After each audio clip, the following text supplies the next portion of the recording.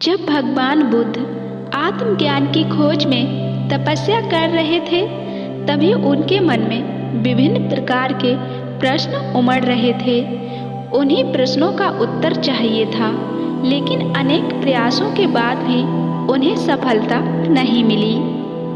वे आत्मज्ञान की प्राप्ति के लिए कठोर तपस्या करने लगे, अनेक कष्ट सहन किए, कई स्थानों की यात्राएं की, लेकिन जो समाधान उन्हें चाहिए था वह उन्हें अभी नहीं मिला था।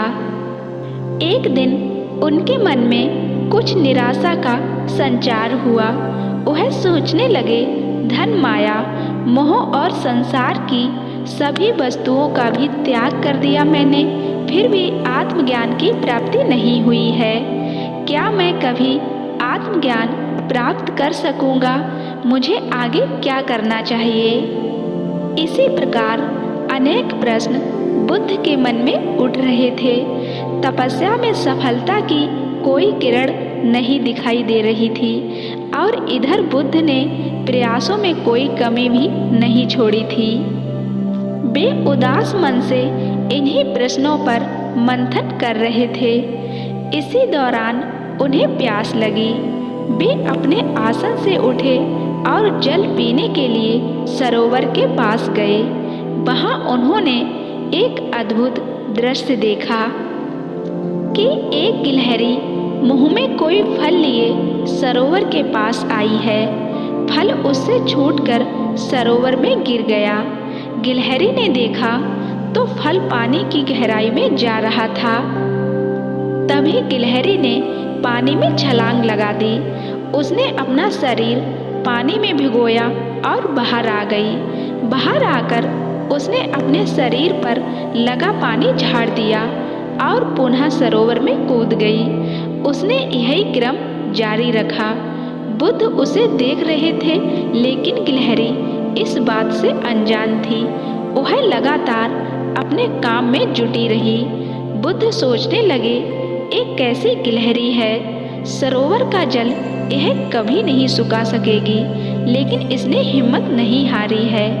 यह पूरी शक्ति लगाकर सरोवर को खाली करने में जुटी है।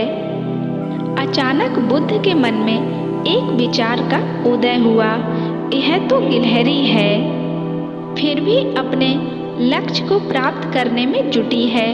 मैं तो मनुष्य हूँ। आत्मज्ञान प्राप्त नहीं हुआ तो मन में निराशा के भाव आने लगे हैं।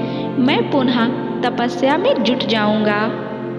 इस प्रकार महात्मा बुद्ध ने गिलहरी से भी शिक्षा प्राप्त की और तपस्या में जुट गए।